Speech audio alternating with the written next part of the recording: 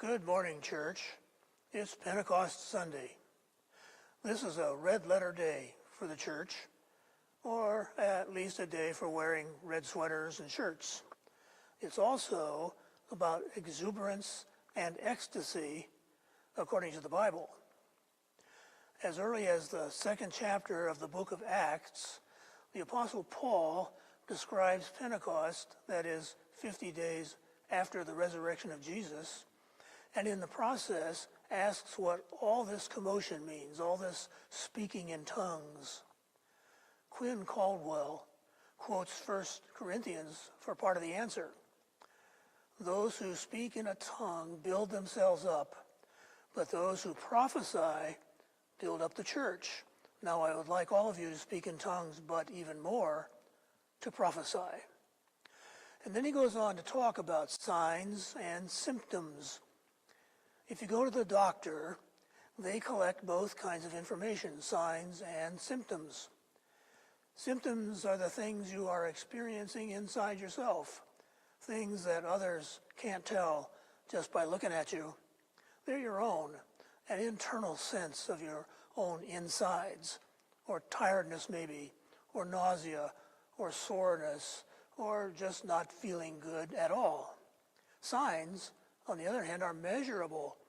Someone outside of you can measure your temperature, your heart rate, your blood pressure, and then study the test results.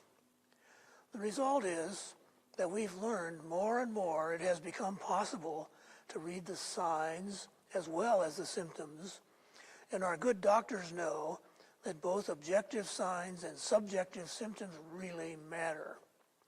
Paul divides up the gifts of the Spirit in the same way. The Pentecost Spirit may gift some with ability to speak in tongues, but that's just internal. Being gifted with prophecy, however, is what builds up the church. It's the gift of seeing what it takes for the church to grow, to be strong, and to be faithful. Christians know both matter. Internal symptoms, that is, feelings about church, and external signs upon which we can build up the church.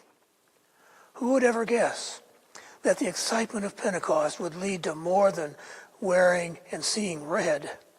More like what the Apostle Paul says later in chapter 2, God declares, I will pour my own Spirit upon all flesh, and your sons and daughters shall prophesy, and your young men and women shall see visions, and your old men and women shall dream dreams. That's what Pentecost is about, dreaming dreams and envisioning what the church can and will be.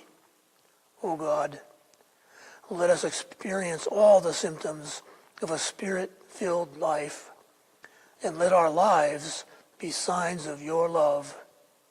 Amen.